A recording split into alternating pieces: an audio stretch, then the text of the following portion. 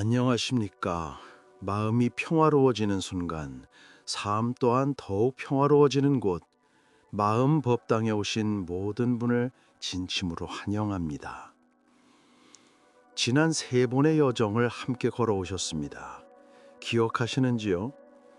1화에서는 부처님과의 첫 만남을 통해 시다르다 왕자님께서 어떻게 모든 것을 내려놓고 깨달음을 구했으며 그 깨달음의 핵심이 바로 사성제라는 네 가지 거룩한 진리라는 것을 배웠습니다.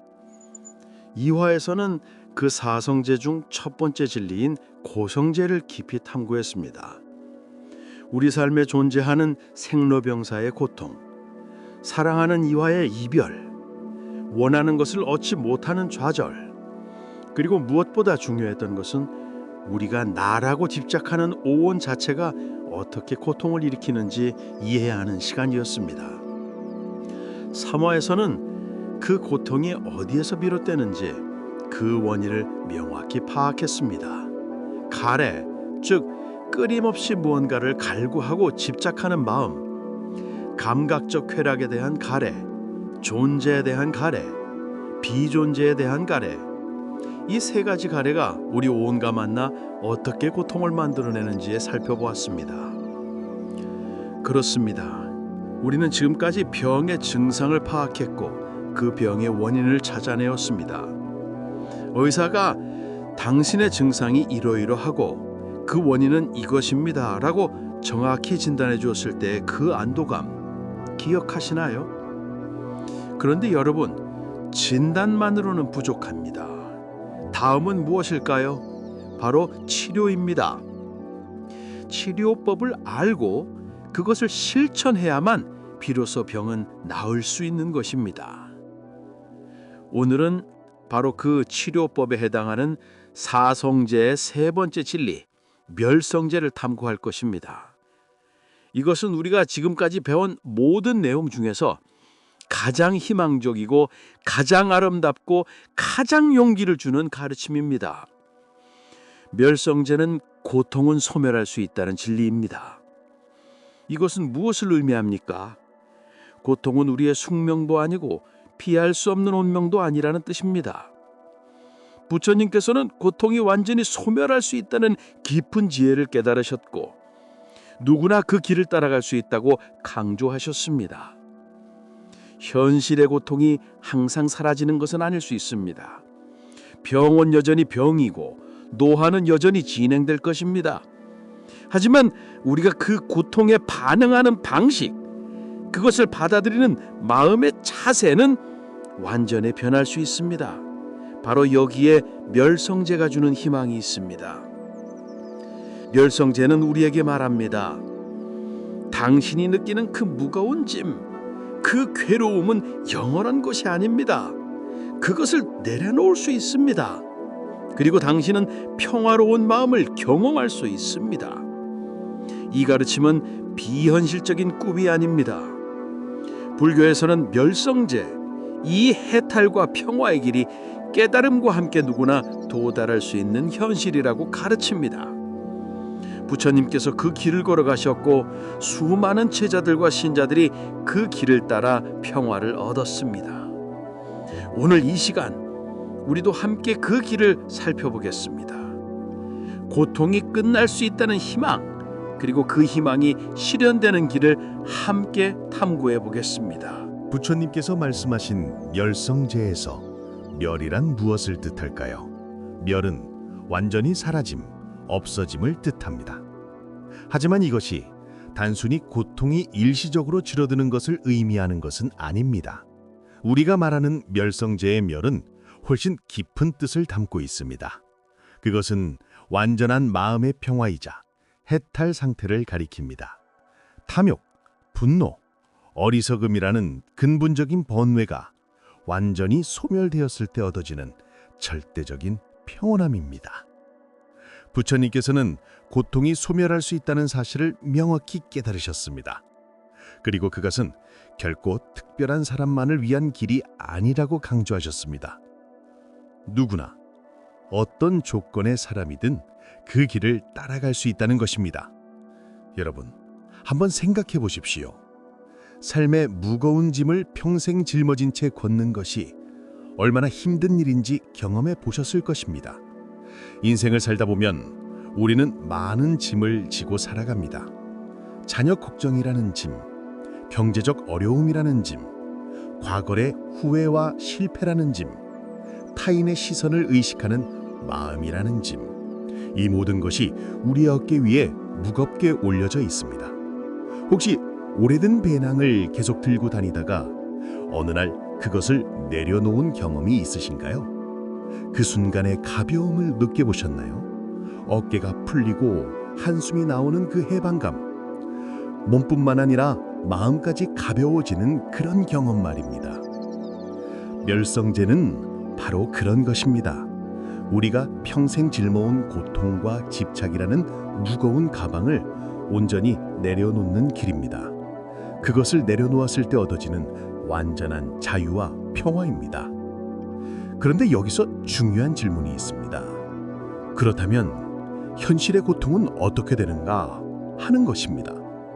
질병이 치유되지 않는다면, 경제적 어려움이 계속된다면, 사랑하는 사람의 죽음은, 노화로 인한 신체 쇠약은, 여러분, 부처님께서는 현실의 고통이 모두 사라질 것이라고 말씀하시지 않으셨습니다. 질병이나 상실감 등 현실의 고통은 여전히 존재할 수 있습니다. 이것이 중요한 점입니다. 그러나 멸성지가 말하는 것은 이것입니다. 우리가 그 현실의 고통에 어떻게 반응하는가, 그것을 어떻게 받아들이는가 하는 것입니다. 예를 들어 봅시다. 70대의 한 어르신이 진단받은 암, 육체적 고통은 실제합니다. 병원 신세를 해야 합니다. 신체적 쇠퇴를 경험합니다. 이 모든 것이 고통입니다. 그런데 어떤 분은 왜 하필 나일까? 내가 뭘 잘못했길래? 이건 불공평해! 하며 분노하고 미래에 대한 깊은 절망과 공포로 밤을 지새웁니다. 더 큰 번뇌가 생겨나는 것입니다. 이는 현실의 고통에 거부와 저항이라는 추가적인 고통을 더하는 것입니다. 그러나 어떤 분은 암이 생겼구나. 이것도 인생의 일부이구나. 남은 시간을 의미 있게 사용해야겠다고 받아들입니다. 물론 슬프고 두렵기도 합니다. 그러나 그 고통을 자연스러운 것으로 받아들이며 더 이상 불필요한 번뇌를 만들지 않습니다. 현실은 같지만 그것을 마주하는 마음은 완전히 다른 것입니다. 멸성제가 말하는 고통의 소멸이란 바로 이것입니다. 현실의 고통 자체가 사라지는 것이 아니라 그 고통을 받아들이는 마음과 괴로워하는 마음이 소멸되는 것입니다. 그 마음 안에 평화를 이루는 길입니다. 또 다른 예를 생각해 봅시다. 자녀와의 관계로 인한 고민이 있다고 합시다. 자녀가 부모의 기대에 미치지 못했을 때 부모는 큰 실망감을 느낍니다. 이 상황도 마찬가지입니다. 자녀가 다른 선택을 했다는 현실은 바뀌지 않을 수 있습니다. 그러나 부모가 자녀도 자신의 삶을 살아가는 존재이고 내 기대만이 유일한 정답이 아니구나 라고 받아들인다면, 자녀가 이렇게 되어버렸어, 다 내 탓이야 라는 자책에서 벗어내고 자녀의 선택을 존중해야겠구나 라는 깊은 이해로 나아간다면, 상황은 같지만 마음은 완전히 달라집니다. 실망은 여전하지만 그것에 집착하지 않으면 고통은 줄어드는 것입니다. 이것이 멸성제가 주는 현실적이고 구체적인 해탈의 길입니다. 멸성제는 우리에게 말합니다. 당신이 지금 겪고 있는 외적인 상황은 그대로일 수도 있습니다. 하지만 당신의 내면은 완전히 달라질 수 있습니다. 당신은 이 모든 상황 속에서도 평안을 경험할 수 있습니다. 이것이 바로 부처님께서 수천 년 전에 깨달으셨던 가르침입니다. 그리고 이것은 결코 불가능한 꿈이 아닙니다. 부처님 이후로 무수히 많은 사람들이 이 길을 걸어 평안을 얻었습니다. 여러분도 할 수 있습니다. 완전하지는 않더라도 조금씩 가래를 내려놓고, 조금씩 번뇌에서 벗어나고, 조금씩 마음의 평화를 경험할 수 있습니다. 바로 이것이 멸성제가 우리에게 주는 가장 큰 희망입니다. 우리가 깨달음과 평화에 대해 이야기할 때 빠질 수 없는 개념이 있습니다. 바로 열반입니다. 이 말을 들으셨을 때 어떤 이미지가 떠오르시나요? 먼 하늘의 신비로운 세계, 죽음 이후에 저 멀리 있는 세계, 혹은 신비로운 것, 일반인으로서는 도달 불가능한 깊은 영역. 부처님은 그렇게 가르치지 않으셨습니다. 오늘은 이 열반이 과연 무엇인지, 그리고 우리도 지금 이 순간에도 경험할 수 있는 것임을 함께 살펴보겠습니다. 열반이란 팔리어로 니르바나라고 하는데 꺼짐 또는 사라짐을 뜻합니다. 더 정확히 말하면 번뇌의 불이 꺼진 상태라고 표현할 수 있습니다. 부처님은 이를 다음과 같이 설명하셨습니다. 고통의 근원인 탐욕, 분노, 어리석음이라는 근본적인 번뇌가 완전히 소멸된 평화롭고 고요한 상태입니다. 모든 가래와 집착이 사라져 마음이 완전히 자유로워진 상태입니다. 이제 구체적인 비유를 통해 열반이 무엇인지 이해해 봅시다.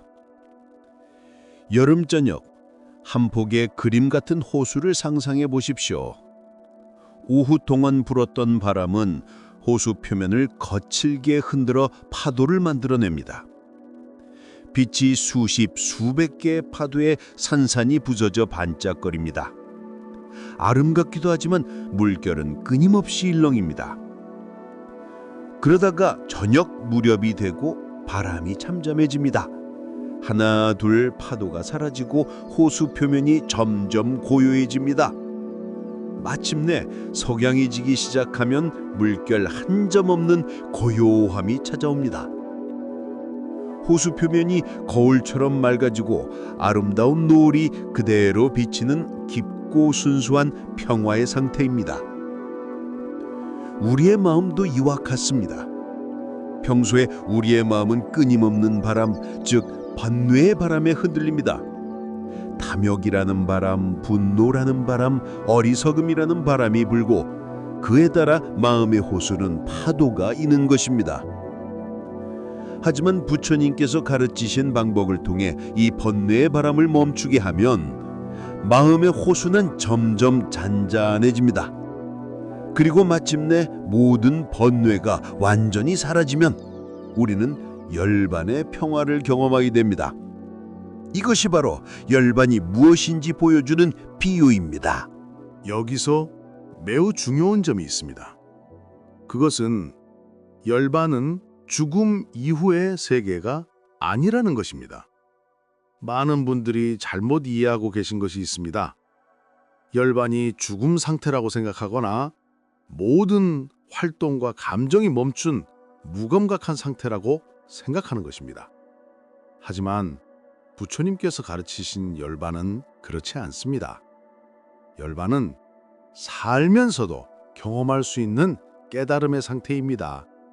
마치 산속의 선승이 명상 속에서 마음의 평온을 경험하듯이 우리도 살아가면서 그 평화를 누릴 수 있다는 뜻입니다. 부처님의 제자들 중에는 열반에 도달하고도 계속해서 제자들을 가르치고 밥을 먹고 사람들을 도우며 살아간 사람들이 많습니다. 그들은 죽음 상태가 아니라 살아있는 상태에서 열반의 평화를 경험하고 있었던 것입니다. 이것을 더 구체적으로 이해해 봅시다. 열반은 현실에서 벗어나는 것이 아닙니다. 당신이 여전히 밥을 먹고 일을 하고 사람들을 만나고 때로는 신체적 고통도 경험할 수 있습니다. 하지만 그 모든 경험 속에서도 마음은 평온할 수 있다는 뜻입니다. 예를 들어 봅시다. 어떤 노인분이 관절염으로 인한 통증을 경험합니다. 이것은 현실의 고통입니다. 하지만 그분의 마음이 해탈에 도달했다면 그분은 통증을 느끼면서도 이것도 오온의 변화구나. 이것도 자연스러운 일이구나 라고 받아들입니다. 통증 자체에 저항하거나 분노하거나 절망하지 않습니다. 그래서 물리치료를 받으면서도 산책을 하면서도 손주를 안으면서도 마음은 고요할 수 있습니다. 현실의 고통은 여전하지만 마음의 번뇌는 소멸된 것입니다. 또 다른 예입니다. 경제적 어려움으로 인해 아들, 딸에게 미안함을 느끼는 분이 있다고 합시다. 하지만 열반에 도달한 마음이라면 그분은 내가 할 수 있는 최선을 다했고 이제 자녀들도 자신들의 삶을 살아가야 한다. 모든 것이 변화한다는 것을 안다. 이것도 인생의 일부이다. 라고 받아들입니다. 경제적 상황은 여전히 어려울 수 있지만 그것에 대한 번뇌와 자책의 고통은 사라진 것입니다.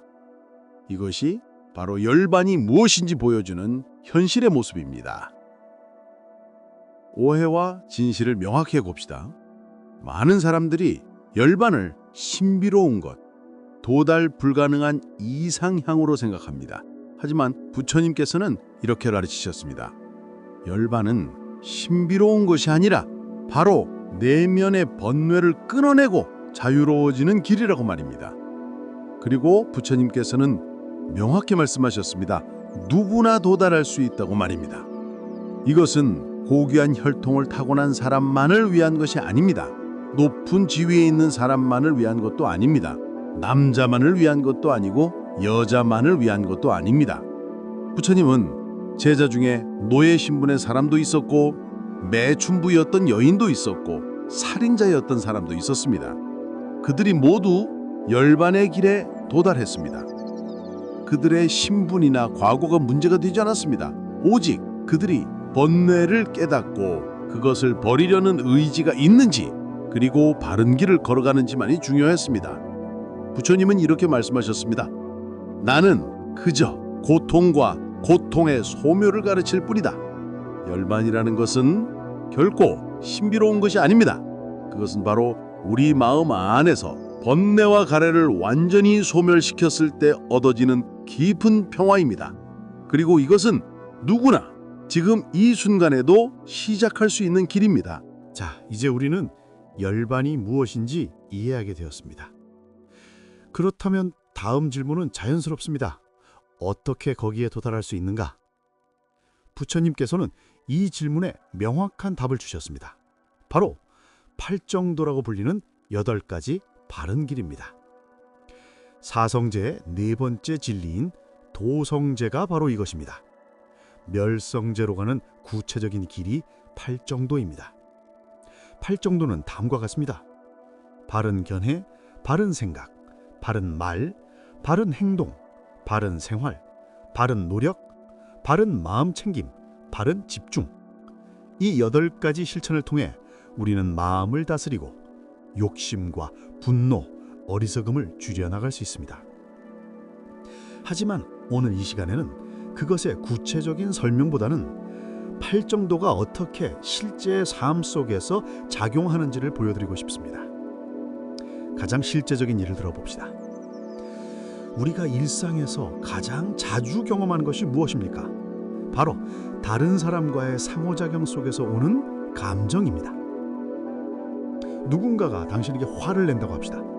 비판적인 말을 건넨다고 합시다. 또는 당신을 무시하는 행동을 한다고 합시다. 평소에 우리라면 어떻게 반응할까요? 즉각적으로 화가 치밀어 오릅니다. 왜 날 이렇게 대하는가? 저런 무리한 행동을 어떻게 용납할 수 있는가? 우리는 상대방의 잘못에 대해 반박하거나 비난하거나 피하려고 합니다. 그리고 그 과정에서 큰 스트레스와 고통을 경험합니다. 상대방도 상처를 입고 우리도 상처를 입는 것입니다. 이것이 바로 갈애와 번뇌가 고통을 만드는 모습입니다. 우리는 상대방이 나를 존중해야 한다는 갈애가 있고 나는 무시받으면 안 된다 하는 집착이 있습니다. 그래서 상대방이 그렇게 하면 즉각 반응하는 것입니다. 그런데 만약 우리가 그 순간에 멈추고 관철한다면 어떻게 될까요? 상대방이 화를 낼 때 우리는 한 걸음 물러서서 생각합니다. 저 사람은 왜 화를 낼까? 나를 미워하기 때문일까? 아니면 저 사람이 무언가 힘든 상황에 있어서일까? 혹은 내 말을 잘못 이해했을까? 그리고 우리는 자신의 마음 상태를 관찰합니다. 아, 나도 지금 화가 올라오고 있네? 나도 상대방을 판단하려고 하고 있네. 하지만 이건 단지 나의 반응일 뿐이야. 나는 이 반응을 그대로 따를 필요가 없어. 이것이 바로 바른 마음 챙김이고 이것이 실제의 멸성제 실천입니다. 이렇게 한 걸음 물러서면 어떤 일이 일어날까요? 먼저 우리의 즉각적인 분노 반응이 줄어듭니다. 상대방의 말을 좀 더 객관적으로 들을 수 있습니다. 그리고 우리는 더 건설적인 대응을 할 수 있습니다. 예를 들어 자녀가 부모의 조언을 거부하며 화내는 상황을 생각해 봅시다. 평소라면 부모는 이 아이가 버릇없이 자라다니 하며 화내거나 상처받아 웅크렸을 것입니다. 그리고 둘 사이엔 더 큰 갈등이 생깁니다. 하지만 멸성제를 실천하는 마음이라면 부모는 이렇게 생각합니다. 내 자녀도 자신의 삶을 살아가는 존재이고 나와 다른 생각을 가질 권리가 있다. 내 자녀의 화화 뒤에는 어떤 감정이 있을까? 나의 조언이 도움이 되기보다는 간섭으로 느껴졌을 수도 있겠다. 그리고 부모는 침착하게 자녀에게 말할 수 있습니다. 내가 너의 기분을 상하게 해서 미안해. 내가 원할 때 도와주고 싶어. 지금은 내가 원하는 대로 해버렴. 이렇게 말하면 어떻게 될까요? 자녀의 화도 점점 가라앉을 것입니다. 그리고 부모도 불필요한 번뇌에서 벗어날 수 있습니다. 문제는 그대로일 수도 있지만 마음의 고통은 줄어드는 것입니다. 이것이 팔정도의 실천이고 이것이 멸성제로 가는 길입니다. 또 하나의 중요한 실천이 있습니다. 그것은 명상입니다. 멸성제를 실천한다는 것은 단지 행동으로만 이루어지는 것이 아닙니다. 우리의 마음 자체를 훈련하고 다스리는 일입니다. 바로 여기에 명상이 역할을 합니다. 가벼운 호흡 명상을 소개합니다. 조용히 앉아서 천천히 숨을 들이마시고 내쉽니다. 깊게 생각하려 하지 마시고 단지 호흡에 집중합니다. 호흡에 집중하다 보면 떠오르는 잡념들이 알아차립니다. 아, 내 마음이 지금 이것을 생각하고 있네? 라고 관찰만 합니다. 이 과정을 반복하면 우리의 마음은 점점 정화됩니다. 마치 탁한 물이 시간이 지나면서 점점 맑아지듯이 우리의 마음도 명상을 통해 점점 평온해집니다. 또 하나의 명상은 몸과 마음의 상태를 알아차리는 마음챙김 명상입니다. 어떤 감정이 일어났을 때 그것을 판단하지 않고 단지 관찰합니다. 아, 지금 내 마음에 분노가 일어났네. 아, 지금 내 몸이 긴장했네. 이렇게 객관적으로 관찰하다 보면 우리는 그 감정에 자동적으로 반응하지 않게 됩니다. 한 걸음 떨어져서 볼 수 있게 되는 것입니다. 그리고 그 감정은 자연스럽게 사라집니다. 멸성제 실천은 거창한 것이 아닙니다. 특별한 능력이 필요한 것도 아닙니다. 아침에 일어났을 때 한 번의 깊은 호흡, 누군가의 관계에서 한 걸음 물러서서 생각해보기, 저녁이 하루를 돌아보면서 어떤 순간에 마음이 평온했는지 관찰하기, 이 모든 것이 멸성제에 향한 실천입니다. 부처님은 서두르지 말라고 가르치셨습니다. 차근차근 하나씩 자신의 삶 속에서 이 길을 걸어가다 보면 어느 날 우리는 번뇌가 하나씩 사라지는 것을 경험할 것입니다.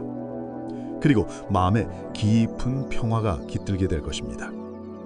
이것이 바로 멸성제 실천법, 고통 소멸로 가는 관문입니다. 오늘 우리는 사성제의 가장 희망적인 진리, 멸성제를 함께 탐구하는 시간을 가졌습니다. 고통은 숙명이 아니며 운명도 아니라는 진실을 배웠습니다. 현실의 고통은 여전할 수 있지만 그 고통에 반응하는 우리의 마음, 그 마음 속의 번뇌는 완전히 소멸될 수 있다는 것을 이해했습니다. 그리고 우리는 열반이 무엇인지도 살펴보았습니다. 신비로운 것도 죽음 이후의 세계도 아닌 바로 지금 이 순간에도 경험할 수 있는 마음의 평온함입니다. 살아가면서 모든 번뇌가 소멸된 상태, 그것이 바로 열반입니다. 그리고 그 길로 가는 방법도 배웠습니다. 팔정도라는 8가지 바른 길을 통해 우리는 마음을 다스리고 번뇌를 줄여나갈 수 있습니다. 호흡 명상과 마음 챙김을 통해 우리는 점점 평온해집니다. 여러분 생각해 보십시오. 우리가 지금까지 배운 것이 무엇입니까? 우리는 고통이 무엇인지 알았습니다. 우리는 그 고통의 원인이 무엇인지 알았습니다. 그리고 그 고통이 소멸할 수 있다는 희망을 얻었습니다. 그리고 그 길로 가는 방법도 배웠습니다. 이것은 결코 작은 것이 아닙니다. 부처님께서 2500년 전에 보리수 아래에서 깨달으신 모든 지혜가 여기에 담겨 있습니다. 우리는 이제 고통의 원인을 알고 고통이 소멸될 수 있다는 것도 알았습니다. 그렇다면 남은 것은 하나입니다. 그것을 실제로 어떻게 우리의 삶 속에 적용할 것인가입니다. 다음 영상에서는 사성제의 마지막 진리, 도성제, 그리고 그것의 구체적인 실천 방법인 8종도를 자세히 살펴볼 것입니다. 바른 교뇌부터 바른 집중까지 8가지 바른 길 하나하나가 우리의 일상 속에서 어떻게 작용하는지, 어떻게 실천할 수 있는지를 구체적으로 배워보겠습니다. 그것이 최종적으로 우리가 평화로운 마음을 놓는 길이 될 것입니다. 여러분, 오늘 이 시간이 여러분의 삶에 작은 빛이 되기를 바랍니다. 혹시 지금 어려움 속에 있으신가요? 어둠 속에 있는 것 같은 느낌이 드시나요? 부처님은 말씀하셨습니다. 고통이 있는 곳에 해탈의 길도 있다. 오늘 우리가 배운 것은 그 길입니다. 완전하지 않을지라도 조금씩 실천해 나간다면 당신도 분명히 마음의 평온을 경험할 것입니다. 여러분은 혼자가 아닙니다. 2500년 전 부처님께서 걸어가신 그 길을 따라 수많은 사람들이 평안을 얻었습니다. 당신도 할 수 있습니다. 오늘도 귀한 시간을 내어 마음법당과 함께 해주셔서 진심으로 감사합니다. 여러분의 삶에 항상 평화와 지혜가 가득하기를 기원합니다. 평안하시고 지혜로운 한 주 보내시길 바랍니다. 성불하십시오.